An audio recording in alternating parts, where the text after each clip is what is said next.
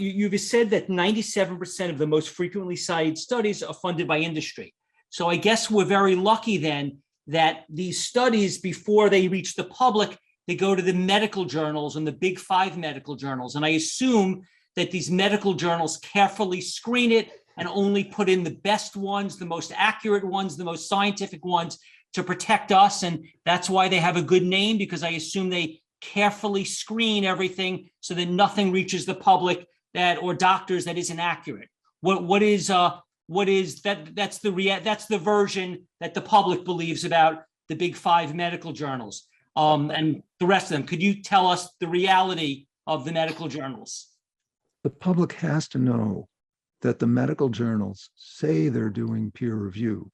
They say that they're independently assessing the analyses that are submitted for publication, but they do not have access to the data. I can't say this any more clearly. They don't have access to the data. They're trusting that the drug companies are representing their data accurately and reasonably completely. And the drug companies' one job is to maximize the return on financial investment of their investors. We've got a complete disconnect.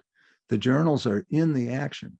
They're selling reprints. A big part of journal income has to do with selling reprints of these commercially valuable articles. So 41% of the Lancet's income in, I think 2005 was the last time they gave their data out. 41% of the Lancet's income comes from reprints. They're in the job of selling reprints. And if that isn't the biggest conflict of interest. To the pharmaceutical companies. The pharmaceutical companies purchase the reprints, so they're direct kickbacks to the, yeah. Correct. Explain that again. Explain what a reprint is a little slower.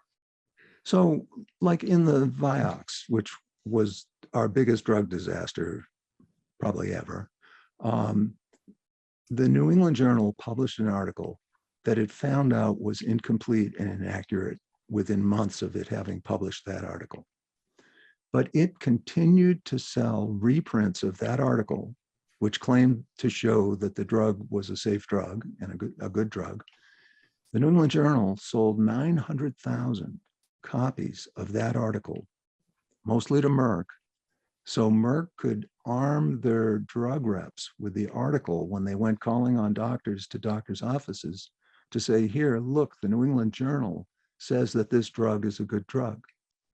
The New England Journal took in somewhere between $600,000 and $800,000 in reprint sales of that article when it knew that it had been hoodwinked because the peer review that didn't happen did not uncover the fact that there were cardiovascular events that hadn't been presented in the article. Let me back up for Stephen just a second and explain to him what the heck is going on here. Stephen, it's against the rules to take a photocopier and copy those journals. You've got to pay $10 a copy or something, whatever it is, John. How much do they pay for those reprints? And so the pharmaceutical companies have another chance to pay off those journal editors, and the journals depend on this kind of revenue to fund their whatever the heck they're funding over there. And so I think these journal editors, they're the most sophisticated people in all of medicine. They see everything that goes on, and they are clearly to blame for a lot of the lies that get into medical journals. They understand the difference between absolute and relative risk in a fine-tooth way that hardly any of us do.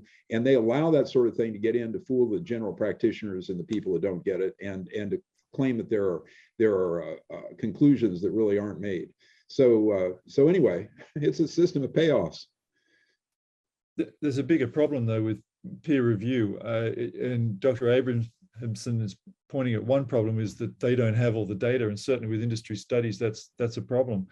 But even when a study goes to a journal, it doesn't get the ideal peer review, Stephen, that you were referring to, where it goes out to independent experts who look at it objectively and pass down judgment. That's the way science is supposed to work. There are so many journals now and so many submissions. They all have difficulty getting people to actually review articles. The people that get to review articles probably often don't understand it. I've seen peer reviewers of major journals write reviews to the effect of, I don't believe this study because it doesn't fit with my prior beliefs. without sort of commenting on the science of it. So peer review is a big problem. It doesn't work the way it should. The problem is, it's a bit like Winston Churchill said about democracy.